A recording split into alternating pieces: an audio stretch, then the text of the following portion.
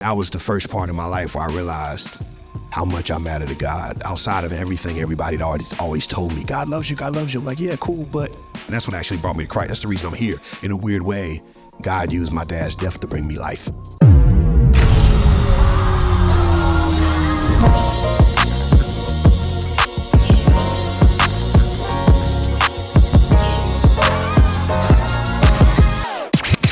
Family, what up? It's your boy Legin. I hope you're well. Welcome to the Legin Podcast, and thank you for being here with me. If you missed it, about a week and a half ago, we did a live version of the podcast, live audience. It was great. No worries, though. We're going to throw that episode up so you can still catch it. And we may do it again in the future. Your story matters, that theme. We passed the mic around, talked to some people, had a good conversation. So I hope it's encouraging for you that your story matters. Now, the way this night happened is my man Josh Williams, who's behind the camera for this whole podcast, filmed it, produced it, and made it happen. I want to lift him up, and if you need any camera work done, I want you to holler at my homie Josh Williams. And also Dusty Booth, who came by with Media Booth VA. He's a co-director on my documentaries coming soon. These two fellas do all of my work, Josh Williams and Dusty. They're a powerhouse team, but check them both out. If you need some work, man, holler at my boys. Also, we're a member of the NRT Podcast Network. Very proud of that. Thank you, NRT, for having us. And a couple of folks have made this night even possible. Centura College, Aviation Institute of Maintenance, Tidewater Tech, a family of colleges that sponsored this night. They serve people and giving them new career paths and trade and all that type of stuff. Check out all these schools for medical billing, massage therapy, learning how to fix planes in the aviation field, and then also HVAC, fixing cars, all that type of stuff. These schools handle all of that. If you need any help, you want to change your life, change your career path, they're there for you. And big shout out to Chick-fil-A, Broad Creek Crossing in Norfolk, Virginia, because the chicken's banging, always, but they also come through and sponsor the show because they believe in what we're doing and saying your story matters. So thank you to those guys as well. Without further ado, I hope you enjoy this bonus episode of the Legin Podcast. So right now, what I'm gonna do is we're gonna get started. I'm gonna bring up my co-hosts. Y'all make some noise for Trevor Lucas, King Louis III. Y'all make some noise for Trevor Lucas, normally our studio. King Louis, what they call him. King Louis, what they call him. Hey, y'all make some more noise for my homeboy, baritone J.B. Harris. Baritone J.B. Harris. Huh? I mean, I think we got a couch. We supposed to sit down. I just was standing up because it felt awkward to sit down by myself. So I gotta make some noise for JB because he's strolling up here. You know what I mean? That ain't a grand entrance. You know what I'm saying? Me and Jay done been to Africa together. We done traveled the world. We've been to the UK and Africa. All of my dangerous overseas trips have been with JB. And Trevor, stop. Don't stop. Don't start with the old man grunts on the couch. Have y'all seen this man's work around Norfolk? Has anybody seen his professional graffiti art around Norfolk? My man is painting the city, right? He's killing it. Yes, he is. Yes, sir. Thank you. So, man, y'all engage the crowd and tell them about yourself and tell them what's up. You JB, me? Okay. I'm Trevor Lucas of Anomaly Art Studio and a few other things. I paint pictures for a living, and I get on my wife's nerves for a hobby. And hey, man, she not invited me here. But that's about it. There's a few other things, but you can find that out later. My name is J.B. Harrison. Just a regular guy. I got a job. I got kids. I got 5 of them. I got a wife. 2 of my kids is here tonight. Hey. I know Nigel for a minute. Me and Tia are best friends. Love it. Cap. That's it. Super cap. Super cap. But so one of the cool things that we had the privilege to do is, I'll tell a story another time, but I'm working on a documentary and we did an early screening here in this room. And, you know, about 100 and some people showed up. It was really cool. And so we were asking questions at the end of the documentary. And somebody had asked me a question about why was it important? I can't remember the exact question. And I responded with, well, the reason why I'm telling my story in this documentary, I have a hard time telling my story. Still to this day, we have a whole theme, your story matters, and I still struggle with doing that for a bunch of reasons. But I was like, the reason why I'm pushing through that and making this movie and telling my story is not because I want to get famous or because I blah, blah, blah, blah. It's because I really understood that my story matters and what I've been through matters, regardless of how I feel about it. Regardless of how I'm processing it at that moment, regardless of if life is good or sucks at that moment, if regardless my thoughts about God are correct at that moment, my story absolutely matters because I believe God's a part of it. That must mean it means something. And I wanted to tell that story to inspire somebody else that matters on the other side of that screen. That's why I hope it gets out there, not because of all these other vain reasons, but because I hope somebody, when they forget, as I did at one point, that my story matters, then I hope I'll remind them that their story matters and they should keep pushing, they should keep going. And we did a whole bunch of stuff that night, but that moment, what I just explained was really like a 30-second clip.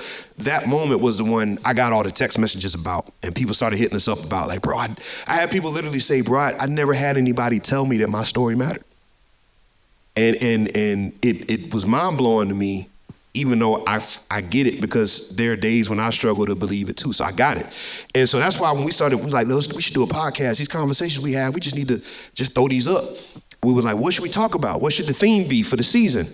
And it was Your Story Matters. Like, I think it's over there. I keep pointing to it. I'm pointing to the wrong screen, sorry. But I think it's Your Story Matters seems to be the theme. It seems to be the reoccurring thought. And we've been getting text messages and DMs that resonates. Like, you've been getting feedback that it was helpful, right? Absolutely, all the time. Yeah. I mean, it seems like such a simple thing, because we out here living every day. You would think that people know that how they're living, what they've been through matters, but a lot of people don't feel like that, man. They feel like, hey, don't talk about me, man. I'm good. People want to be passed by, but honestly, it's a lot of stuff that people go through that other people are going through. You may be embarrassed about it, but honestly, if you speak up and say, this happened to me, you may wake somebody else up that be like, yo, me too, bro. Can you tell me how you got out of that? You know what I mean? So it makes a big difference when people know that they're not alone. So that's simply what that is. You just had a situation like that the other day, right? When you were saying, I have that all the time. Yeah, because I think we was at the Union Mission joint. Yep, absolutely. I was at the Union Mission, and we were just talking about, I've been in a Union Mission twice. This is a situation when you weren't here. And I was just telling them a little bit about what happened to me. If you guys don't know, I had a drug issue when I was young. My mother died. There was sexual abuse. There was all types of things that took place. And as men, the sexual abuse piece is something that we don't want to touch that. Matter of fact, some of them that you talk to about, they can't speak it. They'll just say, yo, what you said, that I went through that too. They have a hard time speaking it. But either way, I was telling them about my drug addiction and all this good stuff. And when I left, one of the guys, and this was the time I went before you, came to me and was like, bro, I went through the same thing, man. Like, can you take my number? And this is a grown man, kids, for real, he looked like somebody that you really wouldn't want to mess with. You know what I'm saying? But bro, hurting inside. So me just saying that made him feel comfortable enough to talk. And I talked to him on the phone and everything. And it turned into a good situation. And I think I need to check back in on him. But either way, it turned into a situation where he softened his heart and was able to tell a little bit about himself. And I think that helped free him a little bit. But it's an ongoing process. Jay, question. When did you understand that your story mattered? Like, what was the point in life when you was like, yo, early on, like, goals, dreams, I'm gonna do this, or I'm at, like, when did you start? Because I think we all had that moment, like nod your head if you have, when you start to feel like these childhood dreams, like, oh, I'm gonna go do this, and this matters in life, and I can be this, and I matter. And like, what was a moment for you when you felt like your story mattered? Like, what was that for you? I think for me, it was when I realized and I saw how many people I was hurting. And so for those that may not know, my situation, my story, I was married before. And I was married before my wife died. And right after she died, like, I went into depression, suicidal thoughts, just that whole thing. And at the time I had a son. And so it was to the point where I really I could care for him, but I couldn't pray for him.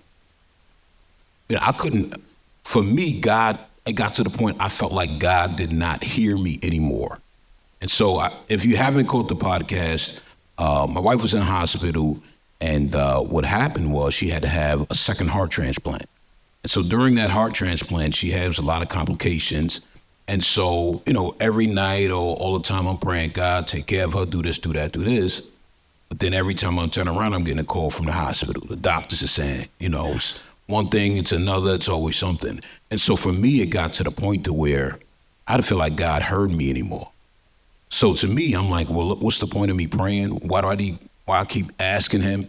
He's not listening to me anymore. And so my mom called me one day. She's like, baby, and I said, Mom, look, I'm not praying no more because God not listening to me. He don't hear me. I'm going to need you to pray for me. I'm going to need you and everybody else to pray because at this point, I don't know what it is. And so after that, after she passed, for me, I was mad at God for a long time. And, it's one thing to be mad at your homeboy, or your ex-husband, your friend, your ex, whatever. It's a whole different story being mad at God. And so for me, eventually it got to the place, and my wife now, Talisha, she's right there. Hey, babe. Make some noise for T. Make some noise for T. It got to the place where she was like, look, you got to get yourself together. And I'm like, I ain't really trying to hear that. She ain't said that nice, though. Yeah, she knows she did. But anyways, but it was true. I had to get to the place to where, because I knew where I came from. I had to get back to actually I needed to get further along than where I was. So I had to get my relationship right with God, so that way I could get my relationship right with everything else. And so once that realization came, then from there, it was just things just kind of took off. You talked about forgiveness. Once again, it's that thing, like, I had to get to the place to where I wanted to go back and had a conversation with God, that it got to the place where I knew that he heard my voice. Because for so long, it was like, man, he ain't fooling with me, none of that. And so it got to the point, I didn't want to have a conversation with him either. People start talking about God, I was like, yeah, all right, cool, yeah. So I had to get back to that place to where, one, that I had to get that relationship right. I had to. And I had to do it not just for myself, but I have a family. I got kids. I joke, I got 5. Now we have 5 kids. And in order to be able to handle them 5 kids, you gotta have the Lord in your life, man. You know what I mean? Like you got to. And so for me, in order just to get the household together and all of those things, I had to get that relationship right. And so for me, I don't know when exactly outside of my wife, like you're going to get it together. But outside of that, I can't necessarily pinpoint it. But at the end of the day, I knew it had to happen. And we made that thing work, bro. Hey, man, clap that up. That's good stuff, man. Clap that up. Sound like that moment was T. That's what it sound like. It's like that one conversation. Trev, what about you, brother? Man, I think mine was around 2019. I have a habit of, if things happen, I keep it moving. Oh, it happened? All right, what I'm gonna do about it? Keep moving. So I did that all my life. I'll keep working, just keep on going. But what I didn't realize, if you don't deal with this stuff, it's still there. You may have kept moving and worked through it and acted like, I'm over it, but if you didn't deal with it, it's still there. So 2019, I got to a point where that stuff started catching up with me. Memories of things that happened in my childhood, in my past, started coming back. And when they started coming back, I think the one that really hit me was the abuse piece, the sexual abuse piece, because I remembered who did it. My mind, when I ended up having to go to a psychiatrist, and they ended up telling me that when you are, because I was, when I say physically abused, it wasn't like just whoopings. It was like electrocutions. It was like getting beat with wet ropes, put on your knees on dry rice, like stuff like that. I could be a psycho today. Then there was sexual abuse. So when that happens before you're at age 7, they told me that you become fragmented. Your mind, to protect itself, it starts to compartmentalize things, so you'll forget it. But in 2019, it came back. And I wanted to kill somebody. Like literally, I wanted to go get on a plane. I was planning it in my head.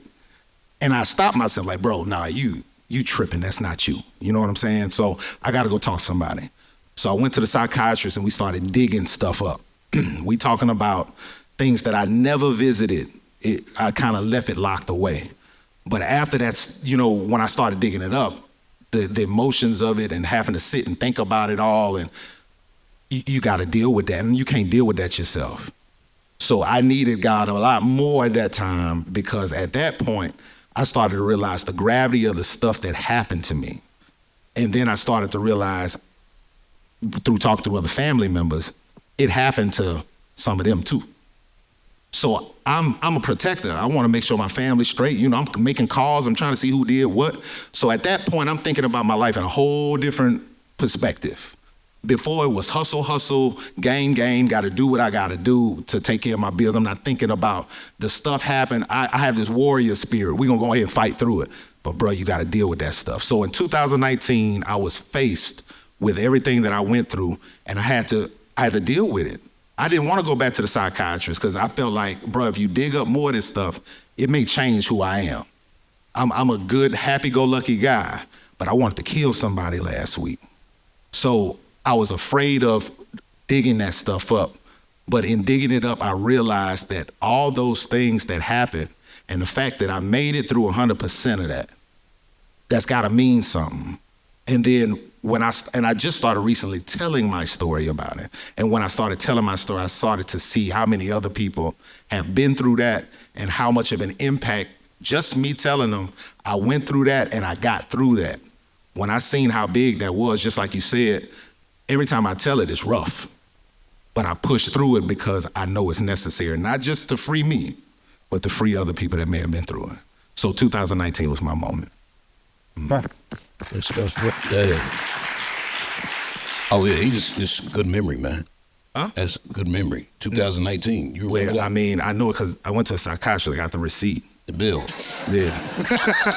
You don't forget those things. Got the copay. Yeah. I got the receipts.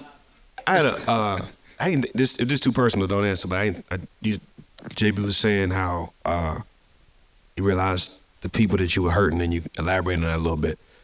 In 2019, say happy-go-lucky guy. Yeah. You and Van have been together, like 20 years, right? Now we've been together 20 years. So, Yep. so you were together when this happened. In 2019, Yeah. you go through this, and this stuff comes up, and you change, and like you went from happy-go-lucky to I want to kill somebody this week. Mm-hmm. When you digging all that stuff up, Yeah. what was that like for you and Van dealing with that together? Like, how did y'all work through that season? Bro, Van, her love language is the support. What do you call it when you supporting folks and making sure they straight? I call it supporting folks and making sure they're straight. She's a supporting folks to make sure they're straight. So when that happened, Van kind of pressed in, and she would, you need to go up there and talk to them people. You know what I mean? Aggressive Set support. your appointment. It's aggressive support. Right, aggressive support is her love language. So she just pressed in to make sure that a man was straight. You know what I mean? I was crazy before 2019 came. She was aware of that, but she didn't want me to get crazier. So she pushed me to go there. So I think we got tighter around that time because she knew I needed some support, and she gave me that. And I can't ask for nothing more than that. And COVID rolled in around that time too. There's a lot going on. We tight, man. That's my own girl. That's my wife, and that's my confidant. She made sure I was straight. That's beautiful. Y'all make some noise for Van. Van dude. Ay. She tried to help me out a little earlier. I got on a white shirt and I was eating some chicken nuggets and got some Polynesia sauce on my chest. Go ahead, show it for the cameras. Hey, crazy, man. Hold on, matter of I'm fact. trying to get on stage and talk to people, and the cameras, real good cameras, and I got sauce. Got me a nugget right Too much, here, man. Let me go ahead. Too much sauce. There you go. It had a little bit left. There you go. I told you if you showed it off, I was gonna do that. You just keep nuggets in your pocket? I mean, just you never know when you need a backup meal, some backup protein now. Yeah. I'm chewing, so I should be on the judge me, man. Hey man, I judged you already. That's why I pulled the nugget up. I ain't have a shout. You got the fresh whites and Polynesian. You can't risk that, man. Yeah, Chick-fil-A dangerous. But I had a whole nother point to get to, and this messed me all the way up. Oh, that's still nugget. Just bless you up. It's still delicious. I wanted to turn the mic to y'all and ask: was there a moment in anybody's life in here that you realized your story mattered, or questioned if it still did? You realized your story mattered, or you questioned if it still did? While you're thinking about that, I'm going to keep on going. But if you just say, man, I got something to say, throw your hand up, and my brother Joel's going to bring the mic to you, all right? I want to hear from you in a second. I think for me, man, so the stories that you heard, JB shared that story in detail on episode 3, if you want to go back and check it out. Trevor and I shared in detail our stories in episode 1 about, just kind of what we've been through. But I got two. My story is just really briefly. I still got this nugget like in the right cheek right here. Stop it. I know I get wordy. So anyway, long story short, my father was absent from my life, drugs, alcohol, whole shebang. And around the age of 20, he popped up and he wanted the opportunity to apologize for what he'd done and being absent in my life. And I met him at Virginia Beach for the first time since I was 5 years old. And we had a really good dinner. And at the end of that dinner, he asked, is there any way that you would forgive me for what I've done? And I told him, I'll never forgive you for what you've done to me. I'll never forgive you. I sent him back to D.C. He was in D.C. the whole time, 3.5 hours away. Couldn't drive to Virginia Beach to see his boy. I was waiting for this opportunity to hurt him back. So at the age of, after he did that, he went home. He would call me, hey, man, can we talk? I cuss him out, hang up the phone. I was just enjoying getting a chance to reject him for a change. What up, Cap? I didn't know you was here. What's up, big dog? I get distracted quick. And give me a chance to finish this nugget. But so it took about 6 months after that. I was selling insurance. A lady walked into my office and she said, hey, I don't know why I'm here, but God told me to come in here and tell you that if you don't get that bitterness out of your heart, you'll never make it in the kingdom of heaven. You never talked to this lady before? No, I don't know who she was. I still don't know who she was this day. I still want to send her an angry DM if I can find who she was. It was really rude. It's a horrible message. Messed up my whole day. So, and just for context, I grew up in church and all that. I just, at this time of my life, I ain't care about it. I walked away. I'm doing what I want to do. I ain't care about Jesus. I ain't care about none of it. And so that was like a punch in the gut. Like, I don't really rock with this anymore, but that's still scary. I heard some stories, right? And so 3 months after that, I did call my dad. And I said, Dad, look, I'm gonna let it go. I forgive you. I love you. Let's figure this out. Like, let's go on. And it was a moment where you could feel chains fall off of his shoulders and you could feel them fall. I felt them fall off mine too. It was a beautiful moment. We talked about next conversation, let's plan on getting together, all that type of stuff. But what I didn't know is that was actually going to be our last phone call. Like right after that phone call, he passed away and we never spoke again. And it wasn't some health crisis that I knew of because we was talking about getting together, but we just never talked again. So our literal last conversation is, I forgive you. And so I was stuck with 3 questions similar to JB. Like, okay, so there's no way, God obviously is not real. He's obviously not real because this is random. There's no plan in this. Like this can't be God. 2, God is real and he's mean. Because why would you bring him back just to take him away again? Now, what type of games are you playing if you are in control? Or 3, God is real and he really cares about forgiveness and reconciliation and fixing broken things and giving you a chance to get it right over and over again. And I said, man, if God cared about me so much that he would orchestrate this story to give me one last phone call, then that's the God I need in my life. I said, maybe the God my grandma been telling me about, my mom been telling me about, my granddad showed me.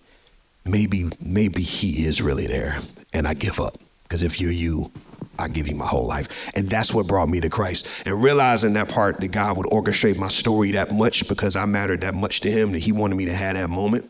And I very well could have thrown it away. I could have not made that last phone call. I could have held on to my bitterness, and that would have been 100% within my power to do. I believe there's certain areas where God is going to allow your free will to take you places.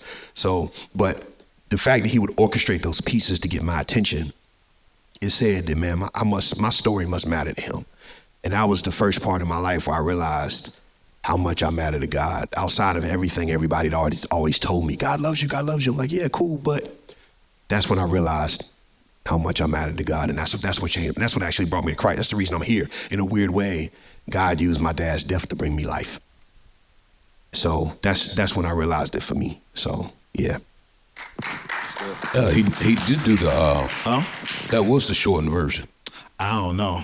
Huh? He ain't never told that one. Oh, yeah. Hey, hey, look. Nah. Don't forget to take that nugget out your pocket, though, before you put that jacket The crazy part is, when you started talking, I just had my final swallow of what was over here. I was struggling with that shit right here. I think we got somebody, G. Huh? Hey, what's up, brother? Yeah, so for me, it was crazy, kind of like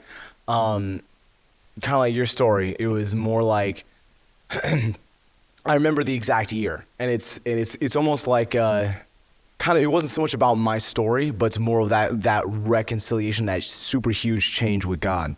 So kind of like you, I grew up in church. My brother and I we both grew up in church the whole time. Got saved at a really, really young age. So we knew God. Our dad also wasn't. It's not that he was physically absent; it's that he was emotionally absent, and then kind of acted a lot of ways, kind of terrorized my brother and my mom and I in a lot of ways. So it's one of those, you never actually hit anybody, but made you always feel like he would. 2018, I graduated from law school, so I'm an attorney now. Yeah. Congratulations, bro. I didn't know that. Oh, thank you. Thank you. Yo, I bought that. Keep people out of those bars. 2018 was the year that I graduated. And so, you take the bar exam, but it takes several months to get your results back, right? So, because they test everybody in the state at the same time. So, while I'm doing that, I have a job for the school. I'm recruiting people, come to law school, et cetera, et cetera. God starts working. It's funny because almost like a tragedy. He used a hurricane to kind of get me to stop and realize all the junk that I had in my life still. Like as a grown person, as somebody who's known God for all their life, like I had a whole mess of junk that I didn't realize was in me. God starts revealing all this stuff, like you have hatred in your heart towards your brother, literally, towards your mom, towards me. You're full of the flesh. You're full of all this junk that you don't want to admit is in you. Wow. No, you really, you don't understand. My biggest question was what, in the Bible, it consistently says in the whole New Testament, we have all these things, we are all these things in Christ, right? We are children of God in Christ. We are the righteousness of God in Christ, right? You have all this stuff in Christ. And I was like, why has it got to be through Christ? Why am I not good enough? Yeah, that's the point. He's it. I'm not. And that's the whole thing, and it was. But you were struggling with that at the time. Absolutely. And Gotcha. so it was this, long story short, this whole thing where God kind of turned me around and he delivered me. I can go on a whole story on this, but the point is he delivered me out of a whole lot of stuff I didn't realize that I needed to be delivered from. I am a whole different person than I was 5 years ago. And that's only because God pointed out and he took the time, kind of like with your story. He took the time to say, whoa, I want to take this stuff out because I want to save you. Yeah, that's good, bro. That's good, man. You went through the process. I tell you what's crazy. Yeah, Cap, we got you next. Two things on that that came to mind when you was talking was one. First of all, thank you for sharing that, bro. That was brave. I appreciate you just coming out with that. But the two things with that that's interesting is a lot of people, like you said, people feel the pressure for their story to be complete, wrapped up with a pretty bow in it before they want to share it. Yeah. You know what I mean? Like, anybody ever felt that pressure? Like, I don't want to tell this part of my life until I mastered it, fixed it, till God. You never felt that? Still writing the Anybody? story. Yeah, so like, a lot of people feel the pressure of like, I can't tell this until because you don't want to put yourself on a pedestal to be embarrassed because you haven't reached the finish line. Yeah. You know what I mean? And actually telling the messy parts of the story while it's happening gives somebody hope that, like, bro, if you're brave enough to go through it right now and you still pressing on, maybe I can one day get to the point where I press on like you. And so it's really good that you're able to share that piece while you're in process and while you're going through it.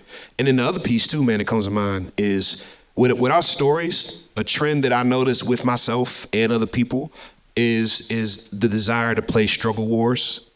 What I mean by that is oh man, I ain't been through what you've been through, so I don't need to tell my story because yours is harder than mine. Yeah. You know what I mean? And feeling like, I got a homeboy right now, he raps or whatever, and he said for the longest time, he had a very hard time telling his testimony because he grew up in a great home, great parents, was taken care of and had a good life. And he was like, everybody else he was around was like, been through hell. And he was like, I don't want to tell my story because I feel embarrassed around them. They should tell theirs, not because I haven't been through anything. I'm like, well, bro, what's the stuff that God has brought you out of?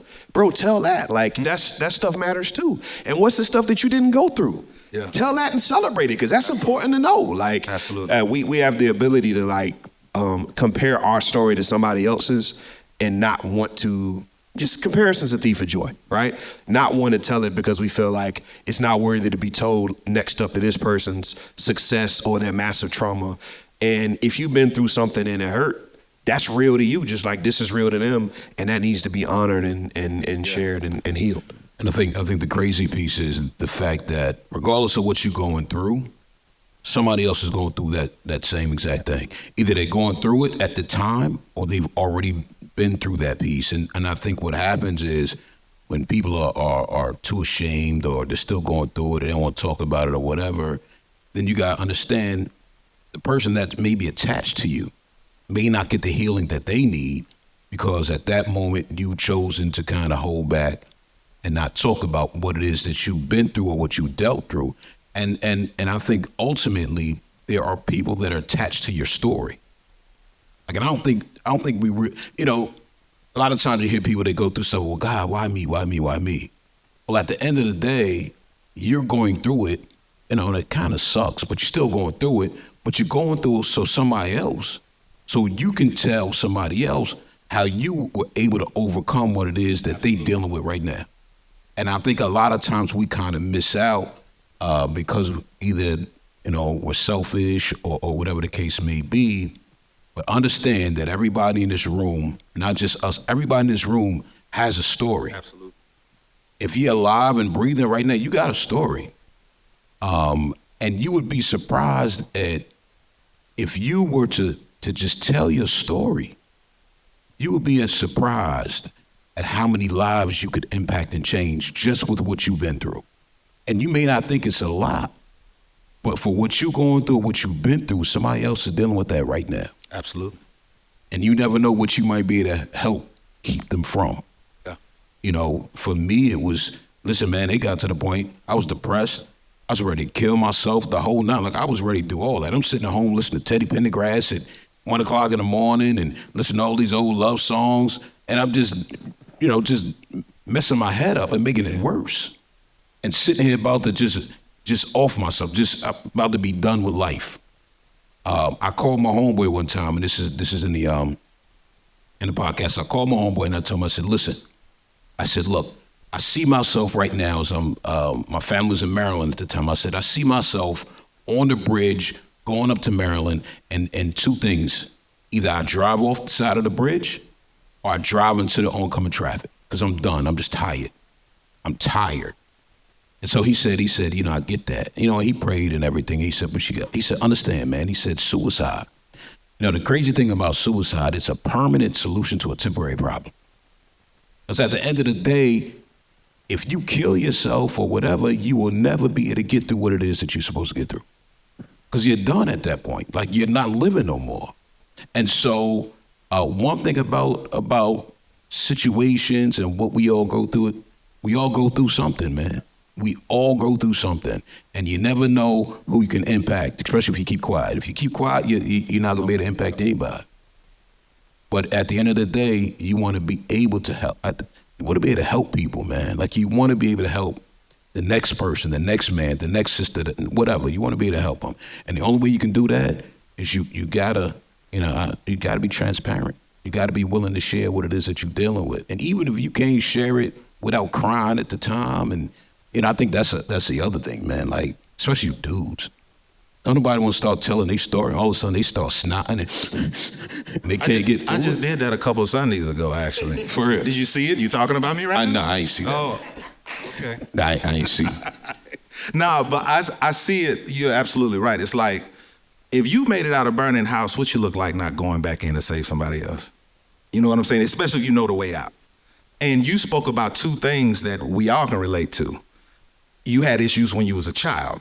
We've had issues when we were a child too. We've all had fathers, you know what I mean? And a lot of us spend our whole adulthood trying to fix stuff that happened when we was a kid. We try to correct things that got scarred and broken when we were children. So for you to talk about that, it's so many people that could be helped out with that. And also the father piece, that's why God is important. He's a direct reflection of what our earthly father is supposed to look like. So if you got issues with your earthly father, you may have issues with God because you don't understand that type of covering and authority. You feel what I'm saying? So it's important, and it's a lot of us that are in fatherless households, and that's, it's a sad situation. But that's why God is important, because he gives that example of what it's supposed to look like.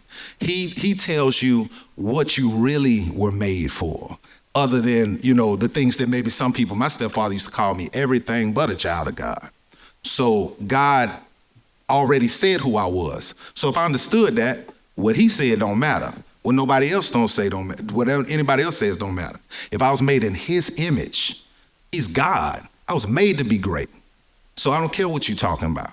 So to be able to speak those things is extremely helpful for everybody else, because you're not the only one going through it. And I think the devil wants to keep us feeling secluded, like we the only one, and in shame, because a lot of us are ashamed to say what happened to us. We feel, it's, again, especially if it's something like sexual abuse, we men, that don't happen. Ain't nobody messing. I don't even put my wallet in my back pocket. You know what I'm saying? We ain't doing that. So as men, we have a problem with that. But you'd be surprised. Every time I tell it, you'd be surprised how many men come up and talk to me. So please tell your story. Don't be ashamed. You ain't the only one. We all got dirt. We all are damaged goods. We all got baggage. We all got baggage. We all got baggage. But Cap, my bad. Made by Cap. Hey, follow at Made by Cap, KAP. Follow him for more tips on how to film videos. Yes, sir. Is killing it on. I didn't know I was getting all that, but hey, man, I ain't gonna not shout you out. Why not? I ain't gonna not shout you out. You know what I'm saying, KAP. on the Legin Podcast. Well, y'all saying so much, and I got my old wisdom came up to mind and whatnot. I want to say, first of all, I'm proud of all three of you brothers. Appreciate you, Cap. I know y'all too. I just know you from third episode, and that is it's great to hear y'all actually being transparent to actually get that in return. You get what I'm saying?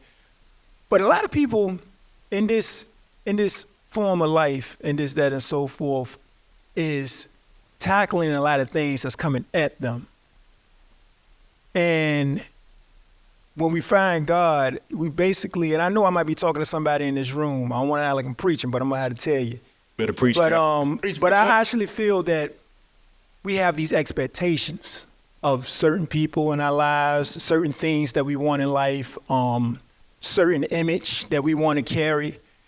And I really feel that when we put and this is my saying, put the expectations on the shelf and get into the book, because he dials it down for you to look at the minute things that makes a stronger impact in your life, per se. You find God because you know a sense of family that you needed. You found God because you needed the glory. You needed to glorify how strong you are within the addictions and all the trauma that you had in your earlier lives. As for you, forgiveness, man, that phone call, minute. People just look right over that stuff.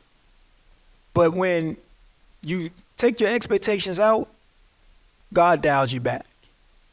And I've been I'm a walking witness to that. You get what I'm saying? I haven't had it like the bad life, but I bottle things up because I have been the man that actually had to be the man of the house at a very early age. Gotcha. You get what I'm saying? And when I had to do that, I realized I lived a grown-up life at the age of 19, having my own child, and ended up having a family, and then running my own apartment at age 19, this, that, and so forth, without the opportunities to go to college, without going to get the bar. You get what I'm saying? And got a chance to play basketball and so forth. So Cap, that's real quick. When you said expectations on the shelf, appreciate all you sharing. I'll make some noise for Cap real quick. Appreciate that. Was you saying expectations of perfection? Like, what were you meaning? Yeah, expectations, meaning the fact Of being perfect, of like what? everything you want in life that's not happening for you, Okay, I got you. All right. when it's not working for you.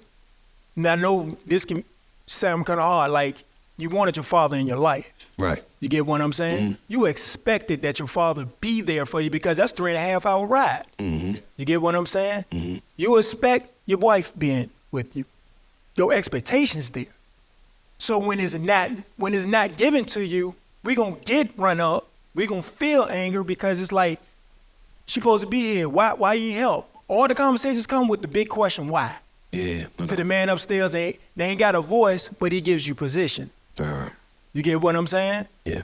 So that's why I say put the expectations on the shelves. I see where you're coming from now. So you can dial back and you can see the small things that he gave you that's gonna make a huge impact in your life. Got you.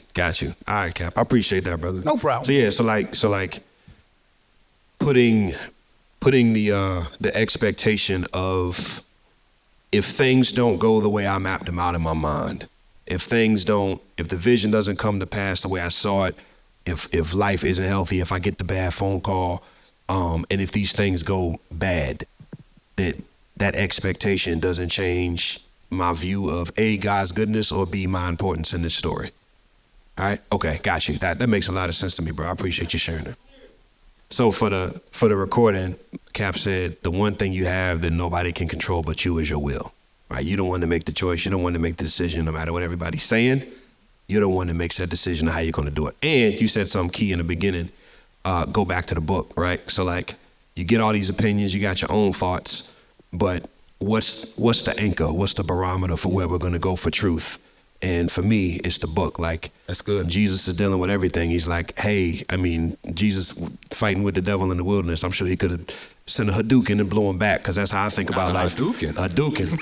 But don't let me make a Jesus movie. That's gonna be way different. But Jesus throwing Hadoukens. But with the robe and everything. But like, but he said, all he did was say, hey, it is written, right? He just went back to the book. So appreciate that. Did somebody have something back there? Yeah, what's going on, man? Hey, what up, Phil? Y'all make some noise. Sunday Scoop in the building. Ice cream, best ice cream in Virginia Beach. Let me do a quick shout out. Sunday Scoop, I didn't know you said that here. Listen, I'm gonna tell y'all this right now. We ain't even said a word. December 11th on Monday. Come on. What we doing? 6 or 7? What we doing? You said 6. We said 6. It's probably gonna be 6. Show up early in case I'm wrong and it's 7. We're gonna be right there at Sunday Scoop live band show. I think we're gonna call it Scoop Sessions. We're gonna be in there jamming out. Y'all pull up, get some ice cream samples, and we're gonna be adding maybe, if he allows, What was that, cookies on cookies? What was that you had? It was like a cream you put on that joint? Yeah, we're talking about the legend, though. Somebody got a legend today. Oh, okay. Oh yeah. No, don't take my shine. We adding a brand new menu item to his menu called The Legend. Like literally. Like listen, there's a bunch of cool stuff you can do. Like sharing the gospel is cool and doing the podcast is cool. All that's fine. The most important moment of my life, we gonna add an ice cream menu at Sunday Scoop called The Legend. That's dope. And I'm not even joking. Show up December 11th, Monday, Sunday Scoop. What up, Phil? What's going on with you? When I found out my story mattered, it's gonna go back to 2008 is when it started. So back in 2008, a girl said, "Hey, I'm pregnant." This is me in college down at ECU partying, and I'm like, "All right, cool, I got it. We gonna figure it out." 7 months into said pregnancy, she is like, "I'm gone," and then she just left. So now here she's gone with the baby that she said she was mine, and I don't know what to do. Do I follow? Do I chase? Who am I to follow and chase and find out the baby's not mine? Who just leaves when the dad said he's going to be there? So instead, I do nothing. And that's probably the worst decision I did in my life, of not knowing that I could have some blood out there. My daughter, who we named, went to her first sonogram and whatnot. I had the picture. It's the only picture I had of her. December of last year, I get a call. So this is me a year into my business, and I get a call, "Hey, Sophia wants to talk." Wow. But I carried this around with me for a really long time, knowing that I could have a child out there that's mine.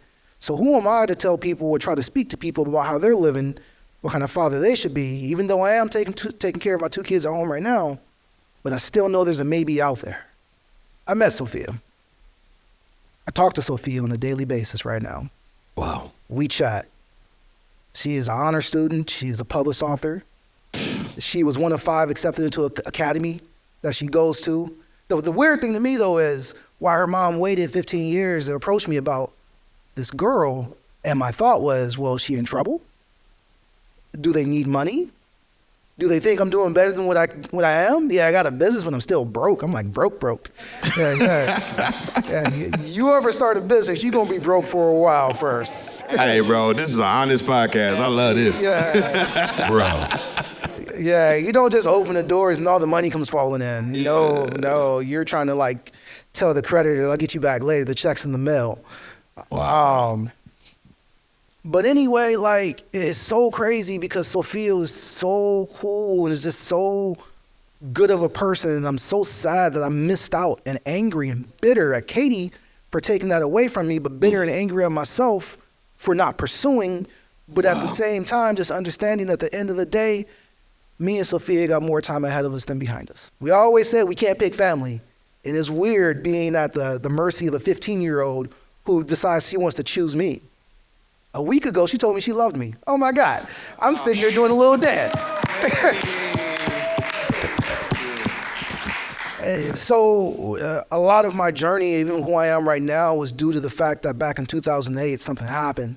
And at that time, I realized that I got to do better because one day this day will come when she finds me. And how she finds me is directly up to me.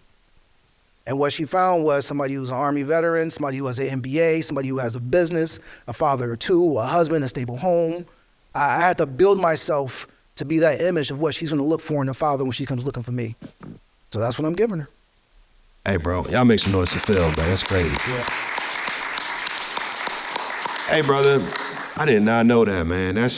I respect the crap out of you for telling that, man. I ain't even know that. Hey, now y'all so, gotta hey, go buy ice cream from him. He just yes, opened sir. up his I'm whole about to heart say, man. to y'all. Y'all got to go get some Sunday school ice cream now. You gotta go is back. Is your truck outside? Or because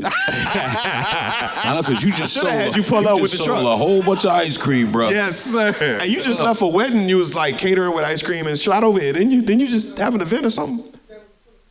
Filipino festival, man. I mean, all right. We're going to do that in just a second. Real quick, bro. When you were talking, I was reminded of a story in well, I won't say the state until I won't say that just because whoever hears this. But I was doing an event, and I told my story about my dad, which is, if I'm given space to do that wherever I am, I always tell that story. Because if you listen back to episode 2 or 3, there was a moment when I got ashamed of my story while I was in ministry, telling my story about my dad and seeing people get free, and oh man, I'm gonna call my dad and forgive him because you told. And I got embarrassed about it for some reasons, and I tucked it away for a while, and so I stopped telling it. But when I started telling it again, I was like, I'll never not tell this if I get a chance. So I tell it everywhere I go. And I was telling on stage at this event. And I talked about forgiving, and I broke down forgiveness, which I also think I'm gonna try to do tonight because I felt like that might be helpful. But I went to the back, and there's a lady back there bawling at the event. There's a couple hundred people at this joint, and lady's bawling, and I just go up to her, and I don't know what's going on, but I just give her a hug. She falls on my shoulder, and she starts crying. And she's a grown lady. She's like, hey, my child is here, and they're 15 years old. It's cutting to my mind when you were talking. And they're going through exactly what you went through right now, and I wonder, would you talk with them? And I said, I'll wait right here till you bring them. So they brought the kid, and she saw me and she started crying, and I asked her if it was okay if I gave her a hug, and she said yeah. And I said, what's the story? What's going on?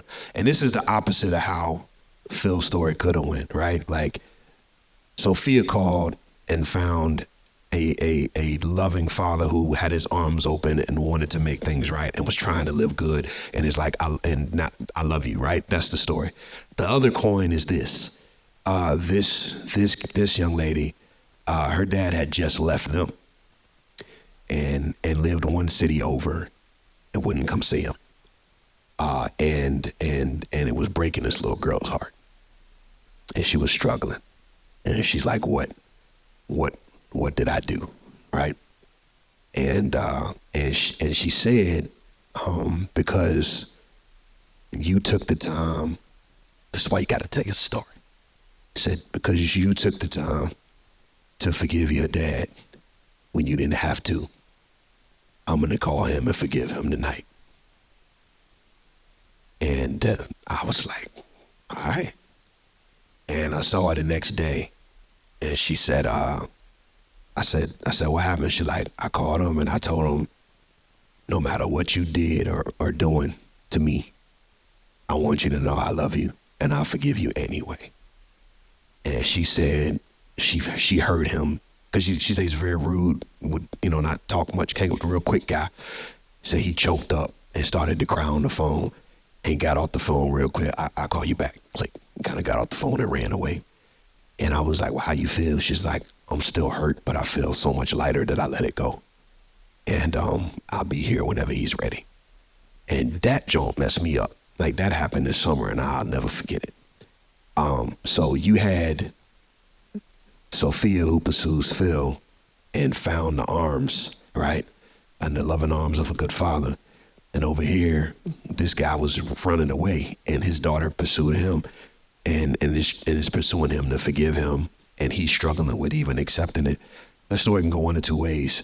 But the beautiful part in there, man, is, Phil, I'm just grateful that you're the man you are. So when she did make that call, she found you. And I thank God for you, bro. I thank God for you.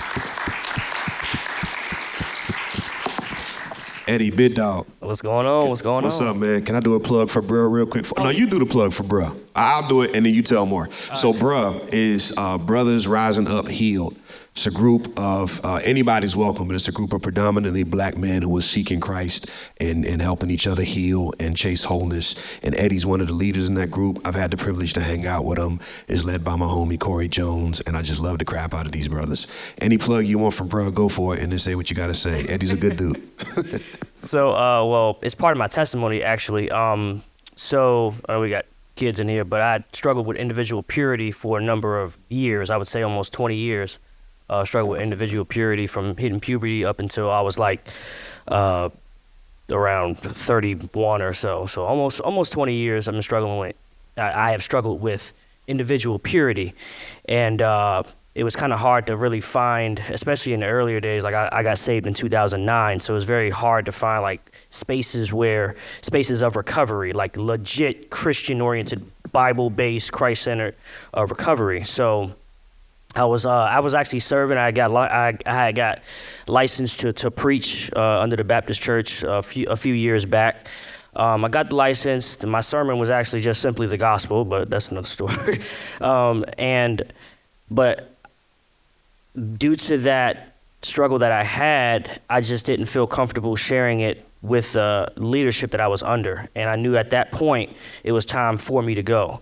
And the Lord had revealed to me that I needed two things. I needed fellowship. It was crazy him saying that because I was in a church. He was like, I need fellowship and I need discipleship. And 2 weeks after that, I met Faith Community Church over on Church Street, Pastor White. I got discipled there, and then he introduced me. Yep, Pastor Conley White. That's my guy. Yeah, awesome. He called me a hypocrite, and that saved my life. I'm telling you, that one statement, it saved my life. Hearing stuff like that, it saved my life. And after I got discipled, I started going to. I joined Faith, but then I ended up going to Grace Bible Church. It's a connect group over there, Celebrate Recovery, and started going through that process, going to therapy and things of that nature. And at first I was ashamed about it, but you just saying it is like your story does matter. And that's not the entirety of how I came to Christ, but once I came to Christ, I did have a struggle, and God brought me out of that. And now I'm married. I got 2 kids, a lot of different things. There you go. Clap it up. God is good. So, yeah, and even that process was crazy because during the engagement, I still had struggles, and the woman of God prayed with me, and we got through that. And I stand here and I can say confidently that the Lord has freed me from that. And the reason why my story matters is because it's just as Jesus did with Peter. He says, when you are converted or when you are restored, go and strengthen your brothers. And that is one of the things that is so key in bruh. Like even now, every day we have to report in the status, if you've ever fallen into sexual sin, if you've struggled in sexual sin, or if you're green, every single morning, even those of us who have been free for a long time. So it's one of those things that, because we know it's kind of like an unspoken problem among men that we just don't really want to talk about, and we don't want to face the reality of it. And then the climate and the culture that we're in, where we are getting bombarded with so much stuff from the internet and things of that nature. For my journey, I took internet out of my house. I had no internet in my house, had no social media, threw everything out, and just I need to focus. And the Lord used that, and He's helping me help others. That's good, Eddie. Y'all make some noise for Eddie, man. That's fine. Yes, sir. Yeah, man. Yeah. So it came together at the end, but like the individual purity, we just talking about like sexual sin, like pornography, stuff like that. Okay, gotcha. Yeah, we was up here because we was up here. He act like, well, I didn't know either, so I trying to figure it out.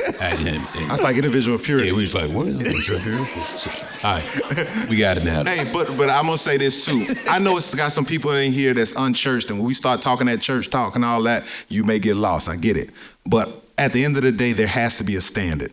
If you want a better life, you want to change things ain't working like you need them to work, there has to be a standard. I know a lot of people like to go by the checks and balances of wins and losses. It's certain things that we doing, you obviously know that I'm not getting wins from this, bro. I need to do something different.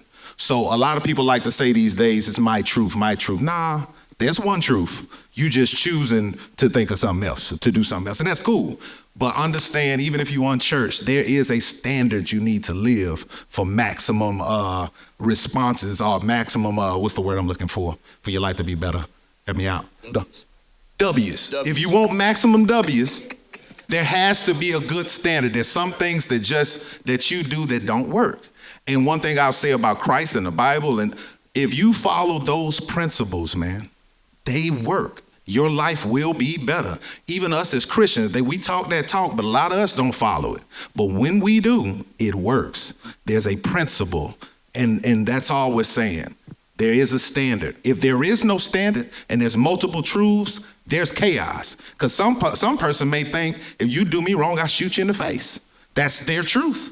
But is that a good standard to follow? You feel what I'm saying? So all I'm saying is there has to be a standard. That's all we're saying, and Christ is our standard. And I know that those principles work for me. When I'm not following that standard, I see how things fall apart. I've seen the checks and balances for 44 years. So living that life, I can tell you what worked for me, and Christ is it. But go ahead. Yeah, man. That's all you got? Yeah, man? All right. You guys, one quick, sir. Got you. So Eddie, on what you said, man, I wanted to throw this out. I want to throw this out, and then we'll get my man, and then I'm going to break down like what I think is a healthy thought about forgiveness, and then we'll wrap for the evening. But I had the same situation, same struggle, same all that, like situation or whatever, like addicted to pornography. We talked about it in one of the episodes. Me too. Yeah, so we went through all that. And I had to do the exact same thing you did, bro. Like when I came to Christ at 21, and I was like, so smoking and drinking, like stuff like that was gone, right? But like addiction to pornography and chasing all that stuff, like it had hooks in me, bro, that I was like, why can I not drop this? And so I actually I cut everything out of my house. I threw away. I'm a music head. Like I rap. Like I love hip hop. I threw this is CDs, right? I snapped all my CDs. This is a long time ago, dating myself.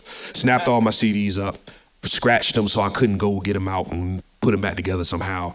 I stopped going to the movies. I cut my TV off because I just couldn't risk seeing the stuff that had built neural pathways into my brain to tell me that this is supposed to trigger this type of response. Because this is what happens with pornography.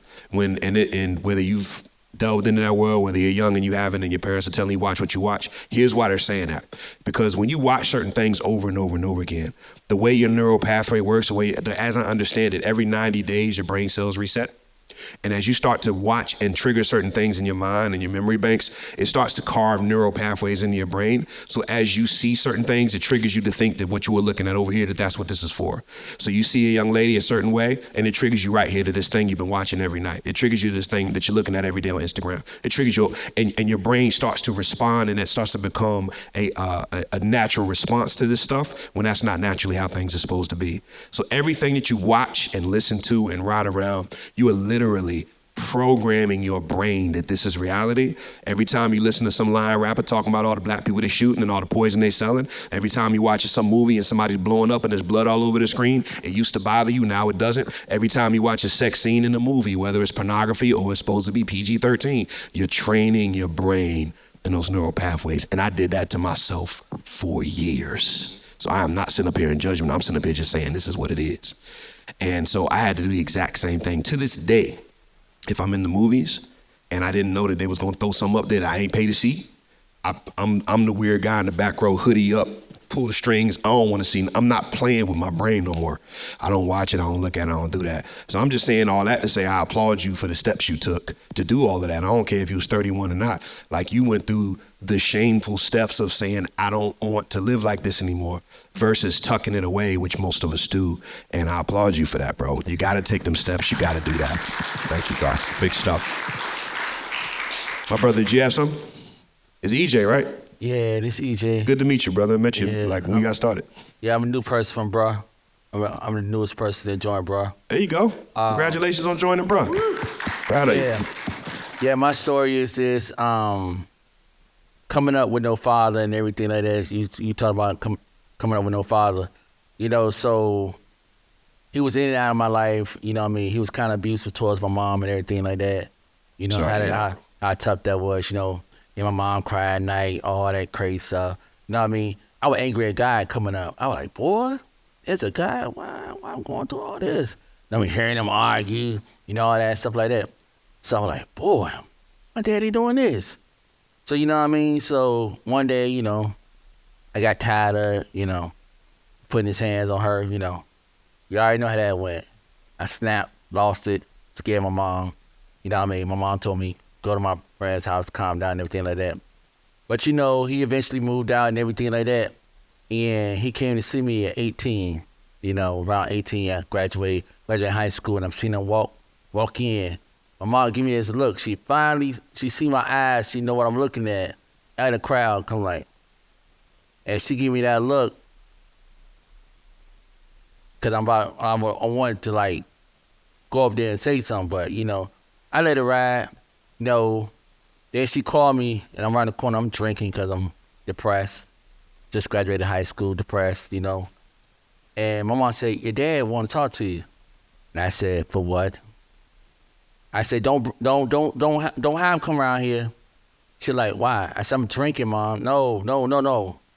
So he came around there, bust him out. Eventually, you know what I mean, let everything die down. Came to the house, and then, you know what I mean, we was sitting there talking, and I told him, I said, Dad, you knew where I was at and everything. You know, I was playing basketball, you know. You knew where I was at, you know what I mean? All you had to do was ask by the streets. You know what I mean? So I got older, and then I looked at him. I said, you know what? Bump all that. I forgive you. And you know what I mean? Everybody was like, what? You forgave your dad? I'm like, yeah, man, all that stuff. And he used to try to explain stuff. I said, bro, I don't want to hear that. I said, you all right? And then, you know what I mean? So I worked on my brother to forgive my dad because, you know, it hurt, you know what I mean, because he had left. So I told him, I said, man, you got to forgive him. You know, he's like, man, what do you mean? I was like, you got to forgive him. Like, he did what he did, forgive the man. And you know what I mean? Because we was in church, I mean, I constantly kept hearing about forgiveness. I'm like, you know what he forget this dude? He didn't put his hand on my mom and everything. So, you know what I mean? So eventually I forgave him and everything. So as we got older, you know what I mean, he had deaths in his family and everything like that. So I told my brother, I called him, because when he had lost his uncle, I called my brother, it was about a year ago. I said, bro, we got to be there for him. Wow. And so, you know what I mean, it shocked him. You know what I mean, because he was going through, he lost his uncle. And so I was like, yeah, we're going to be there. And he was like, what? I said, yeah, we're going to be there. I said, make sure you be there. They gave him the address, you know, we were there for my dad and everything like that. So to any youth that's struggling, forgiving their father, I tell them, like, you got to forgive them, you know what I mean? Gotta love him where he's at, because God loved you where you was at. So, so that's why, you got to forgive him. And also therapy helps, you know what I mean? He touched on therapy. Yeah. Mental health is a struggle, especially in the black community. We don't want to get help, but it's all right to get help. Yep, Jesus in therapy. You ain't wrong about that. All right. Hey, y'all make some noise for EJ. It's good stuff, bro. Thank you, man. That's good. I was about to ask you what made you forgive, but you said you were sitting in church, kept hearing it over and over again. It just kind of finally got to you, I guess. He said he got tired of that word. Let's go ahead. When it comes to that piece, I had to think about all the people that I hurt. All the people I broke in houses. I would steal from people. I would do a lot of things. So there's somebody out there that I owe an apology. So if somebody was to come to me like my stepfather and ask for forgiveness, what do I look like? Not allowing him that opportunity. What makes me so much better? You know what I'm saying? As a matter of fact, I did get an opportunity to speak to my stepfather. He was, I think it was last year he died. He caught cancer in both lungs. He gave his life to Christ. And he called me and he said, at the time I was doing a television show. And he called me and he was like, hey, I want you to interview me. I was like, interview you? What you talking about? Ask me anything, man. He was like, I'm just trying to make things right. He said, I know I did some things. It took him a while to admit the things that he did, but he said, just ask me anything. I guess the mortality was looking at him, so he felt like he wanted to make things straight. So I started to ask him questions. I wanted to know why did you hate me so much? I felt like you hated me. And by this time, due to the fragmentation of my mind, I can't hold grudges because I don't remember a lot of I can't attach the emotions because I don't have the memories. I just know what happened. So I can have a straight conversation with him. So I asked him why he hated me. And he was like, I didn't hate you. What I came to find was, he said, that's how I was treated when I was younger. I felt like your mom then was treating you soft and I wanted to make you a man. That's his idea, twisted idea of what a man was. Don't make it right, but I got an explanation that you was treated like that too. And he told me some things that happened to him. And you know what I'm saying? So you're dealing with people who are broken, who end up having kids, and they ain't done repairing themselves yet. So they pass that drama to you. Right. So I had a good long conversation with him, and I ended up forgiving him. We laughed and talked just like grown men at the end of it all. And this is a person I hated, man. This person I really hated. But one thing I would tell you about forgiveness is like holding on to a hot rock, like being mad at people, because they still out living their life. But you holding on to that, and it's only hurting you. So at the end of the day, the only time you can get free of that is if you let it go. Because holding on to it don't do nothing to them. It don't do nothing better or beneficial for you. It's like a cancer that's going to eat you up. You can't sustain that. So let it go, because I'm sure you got some things that you've done to people that you need to apologize for too. So it makes you no different. That's good, bro. That's good. Make some noise for that. I want to wrap up here. Jay, you got something, Charmer? Nah. That was a long no. All right. I'm going to wrap up here, but EJ said it like, in so many words, if I heard you right, was like, I need to forgive you, because if the gospel is true, God was willing to forgive me when I didn't deserve it. So how dare I not forgive you when you deserve it? But show of hands in the room, would anybody admit forgiveness is a really hard thing to do? Show your hand. Okay. Oh, good. Honest saints. We got some on. Thank you. Appreciate you. So I've gone around. I don't consider myself an expert at all, but I've gone around talking about forgiveness for a long time in different places, and I've come to find out, and I'm going to break these 4 things down. I think forgiveness is a 4-step process, and the reason why people struggle with forgiveness is because of steps 2 and 3, and thinking all of those are forgiveness, when I think forgiveness is 4 different things. Honestly, I'll tell you this story real quickly. I had a story about my dad, but I had a stop it. Stop. They joking me about the word quickly because they know I'm lying. It's not gonna be quick. But I had just gotten started in ministry, right? Or at least figuring stuff out. And I went and worked at this church with this pastor. And I was warned not to, but I did anyway because he's like, hey, come run my radio station for me. So I did that. And I was, getting paid to do that. And I saw a bunch of like weird stuff. I had just come out of a bad situation in the work world where I was able to see what manipulative leadership looks like and what people taking advantage of people looks like. And so I started to see it really quickly with this guy. He just had a cross on when he did it. You know what I mean? And I was like, nah, I ain't got time for this. I'm not whatever. But I was like, that's his business. I'm gonna do my job. Y'all stay over there. I'm just not dealing with you. And I should have left, but I was like, yeah, I didn't know what I was doing. But I started to put on this event. And it was my first time producing like a Christian hip hop event. And I had a friend in Philly that was a rapper, in Jersey and North Carolina. And I said, yo, I'm gonna put on this big of concert. Come on through. We got this venue. I got the funding, like pull up. So I pulled together all these pieces. And around this time, the guy started to try to manipulate me and control me in certain ways. And I let him know, I was like, hey, bro, I seen what you're doing to all them. I'm not one of them. I ain't got time for it. I'm just here to do this show to bless the community. Keep that over there. And when he saw that he couldn't like control me, because I had just come out of a situation where I did get manipulated and controlled in the business world, he started to pull back. And it was right when the show was about to go down. So like all the agreements had been done, the credit card was on file for the rooms, people was coming in town. And so to get me back, what he started doing was pulling his card off of like the hotel rooms and all that. So people was pulling up in town at like 1 a.m. to check in their room, and it's like, we don't got no room for you. And then they calling around like, Legend, what's going on? Da, da, da. I was like, nah, I sent you the receipt, like everything's good. And I realized at that point I had put it in the palm of his hand and I shouldn't have done that.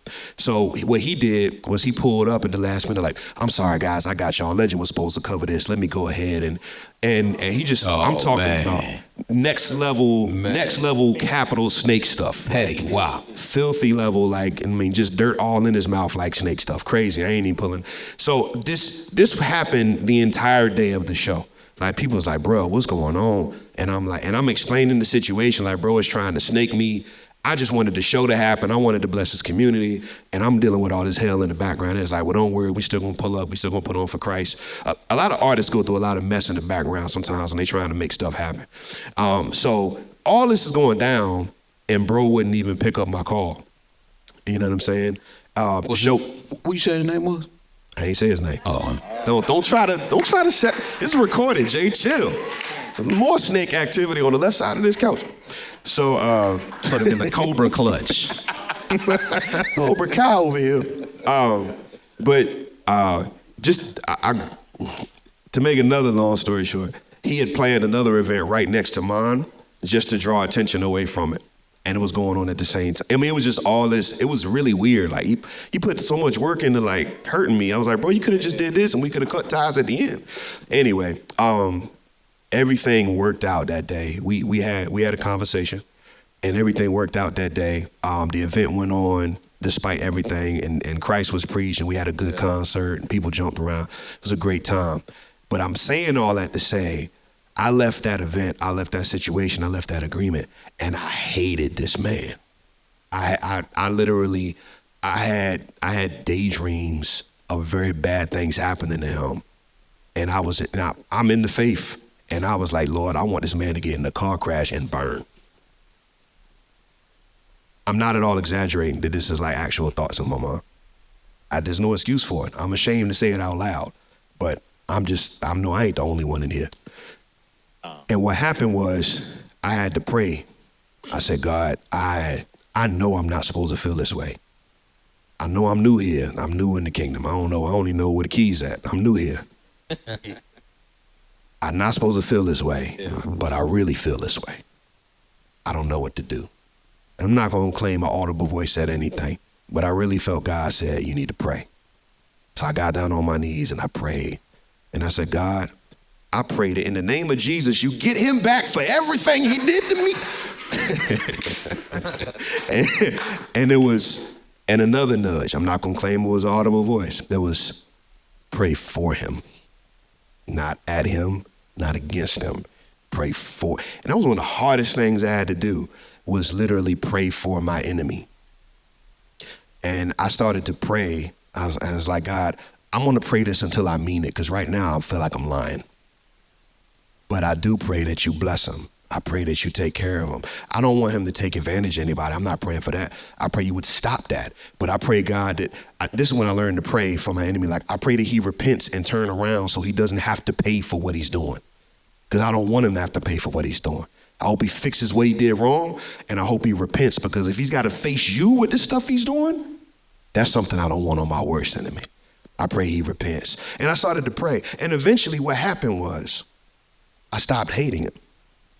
I went from not hating him to all right, cool, man. I don't want to see him or nothing, but to my prayers turned to tears where I was crying. God, man, please let this man get it. He could do so much good if he could turn.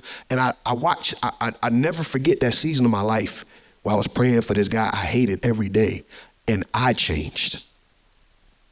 I have no testimony that he did, but I changed. My thing here is Jesus was real serious when he said, pray for your enemies and take care of those who persecute you. There was some wisdom in that, because it was like, this is not just for them. This is for you. Because if you have a heart of bitterness, Jesus also says in a bunch of other places, your prayers get hindered if you out here withholding from other people the very thing I'm trying to give to you. So when I'm saying all that to say, I learned about, and that situation never got resolved, by the way. We never had a conversation. We saw each other one time in the store, and we both saw each other look and walk the other way. And there was no conversation. There was no, nothing. And I always God, if I was a more mature man, I would have went up and said, bro, I don't like you, but I forgive you. I really always pray for that. I didn't have the opportunity to, because, and I won't have that chance when some things happen. But he passed away. But I did pray for him. And I prayed Lord, I hope that he turned around and became who he needed to be before that happened. When it did happen, I didn't have any malice. But the reason why I'm throwing all this out there is because I wanted to let you know real quick I've learned that there's 4 parts to forgiveness. And unless my co-hosts or you guys have anything to say, we'll wrap up here. So if you do have something, feel free to chime in. This don't have to be the end, but I want to honor your time. There's 4 things of forgiveness that I want you to hold dear to you. And hopefully this helps you if you have a forgiveness journey to deal with. Number 1, there's forgiveness, there's justice, there's trust, and there's reconciliation. Those are 4 different things.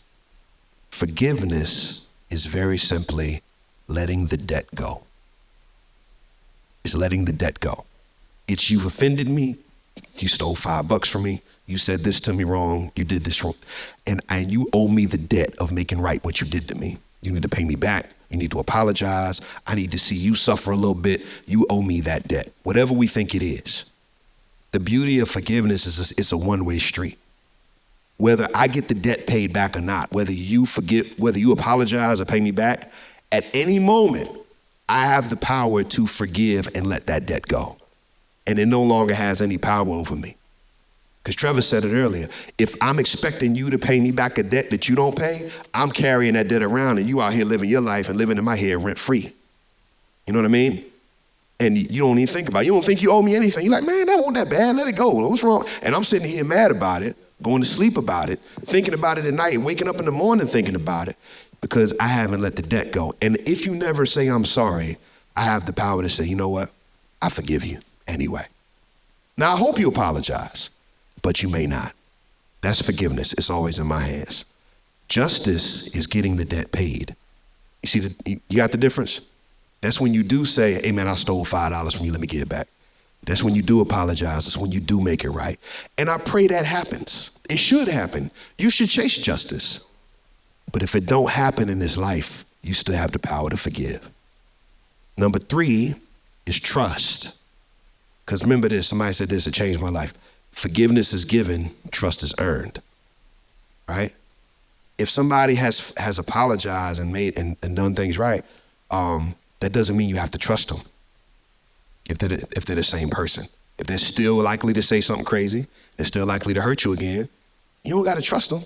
You ain't got to let them back in your house. You can let them go. You can forget them from over there. You know what I'm saying?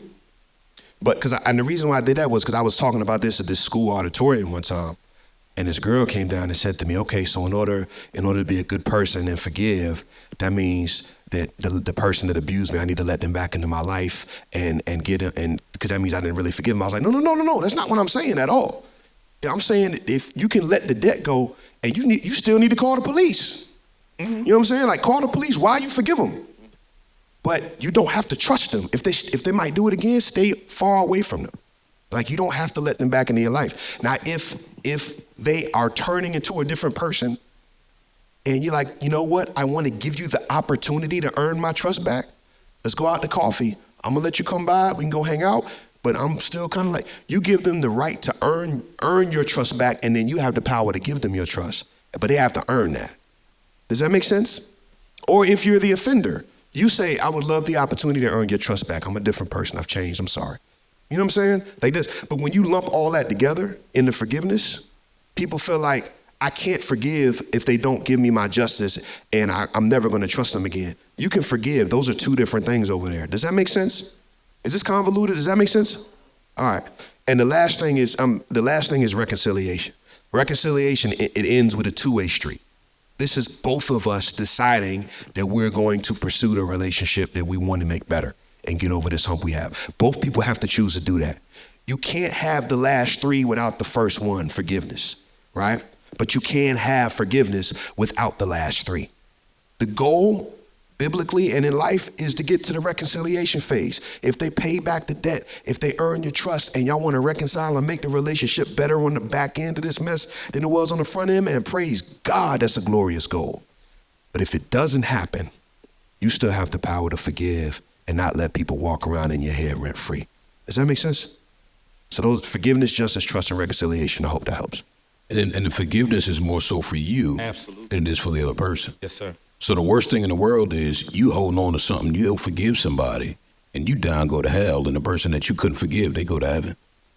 Like, you held on to this all this time, but because you couldn't forgive that person, you're the one that died with that unforgiveness, and you down go to hell, and then the person that you couldn't forgive, they living their best life up there in heaven.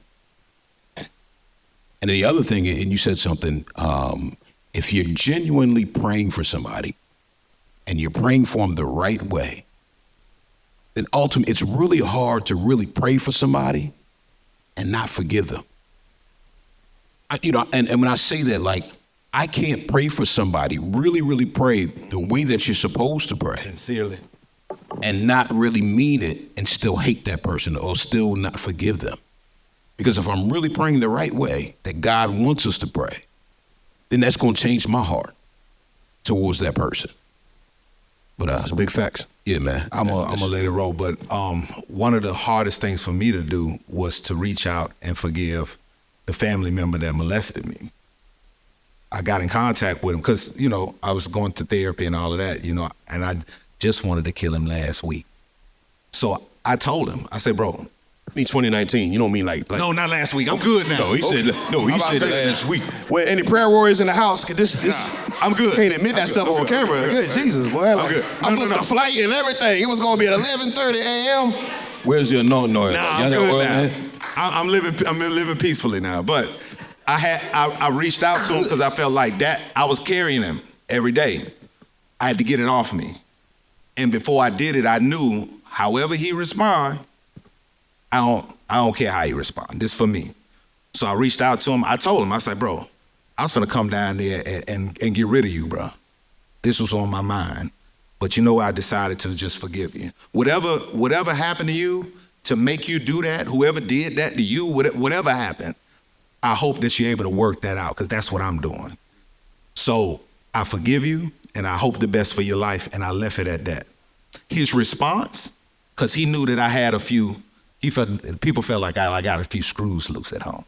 So he was like, oh, nah, man, I don't know how you formulated that in your mind, man, that ain't never happened. I didn't even respond.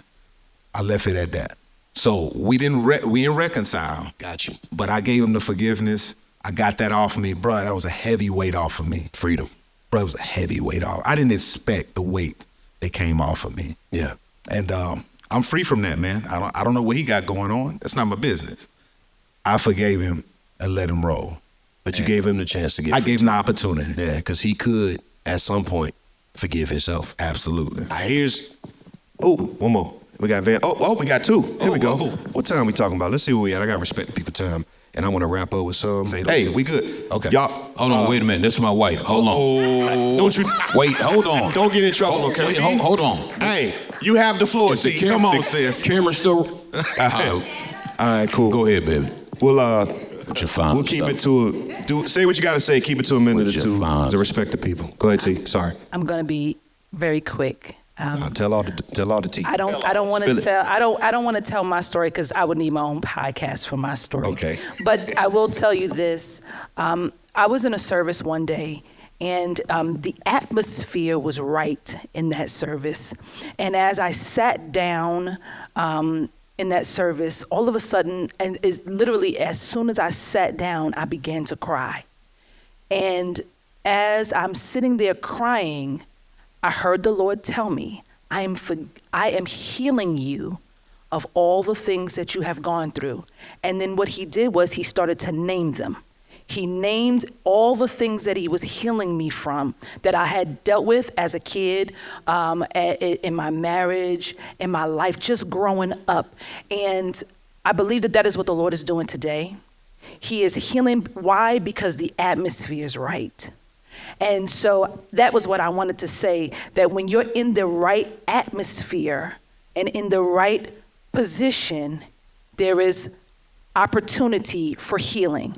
And so the things that have been mentioned today, the things that have been said, a lot of people in here have experienced, have dealt with, maybe not have dealt with it in those manners, but some things haven't even been said that you dealt with. But because you're in the right atmosphere and you're in the right presence, the Lord is healing you today. And I challenge you to receive the healing. All I had to do was receive it. As I heard the Lord telling me, I'm healing you, and he would actually take me back, and I can see myself at that point in my life. And he said, that right there, I've healed you from that right there. Write it down.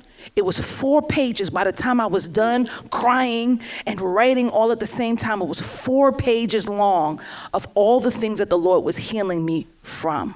And I do believe that that is exactly what the Lord is doing today. He is causing healing to happen for every individual person in this room. Whether you believe it, whether you see it, whether you understand it or not, he is healing you from your hurts, from your pains, from your disappointments. All those things that have happened to you and you said, Lord, why? He said, why not? Why not you? I chose you. You can handle it. But in the process, I'm healing you. Receive the healing that the Lord is giving forth today. All right, Prophetess T. Thank you, T. Hey. No, I came up black church. Hey. All right. Appreciate that. You knew she was serious, too, because she turned back and scanned the whole crowd. And he's healing you and you. She looked at everybody. Thank you, T. That's good. I would say this too, man. And we're wrapped here. We're done. The real rap. The real rap. Like this is the preacher. Like I'm done in 5 minutes. This is that one. I'm done. Don't feel the pressure to perfect forgiveness. Yeah. Know what I mean? Don't feel the pressure to perfect it. What do I mean by that is a lot of people feel like forgiveness isn't real if their emotions don't line up with the activity. So a lot of people say, hey, forgive and forget. If you didn't forget, you didn't forgive. I don't think that's physiologically possible to do. You know what I'm saying? I don't think you can, right? If you can, great. But because you can remember and it still hurts and you still have feelings attached to it, as long as you let the debt go and you're working out the process of like, hey man, next year I'm gonna keep walking this out. I'm gonna keep praying for you. I'm gonna keep. When I think about it, I still get a little angry sometimes. Like why? But I'm gonna keep. Like don't try to perfect it. Just walk out the steps and do it. Because you're gonna be a different person a month from now, a year from now, 5 years from now than you are today. And the way you feel today is not the way you're going to feel right then. But the forgiveness can still be real if you're like, hey, I let the debt go. I'm not expecting you to pay me back. I'm not waiting for you to get it together. I'm not waiting for you to say I'm sorry before I let this go. Right? Same situation you just had, right? So you don't have to perfect. You don't have to be the perfect emotion. You can just let it go and walk out all those. And because you still have the memory, because you still have the thought, that doesn't mean you didn't forgive. A lot of people get stuck and they say, I can't forgive because I still can remember. That's fine. You got a brain. You have memories. That's going to happen. But don't try to perfect it and don't beat yourself up because you're not in a perfect place. Offer yourself the very same grace that you're trying to give them and that God is giving you. Now, you got to forgive yourself sometimes. Forgive yourself for not forgiving well. And then go forgive. And fall down, scrape your knee, get up, do it again tomorrow. But just don't try to perfect it. That's another pressure I see on people. Do it. Like, listen, Jesus said some very strong words about it. But I don't think he was saying, until you perfect it, you're not in my good graces. I think he was saying, if you're not willing to offer the very thing I'm giving you, then you don't understand the gospel in the first place. Right. That's what I think he was saying.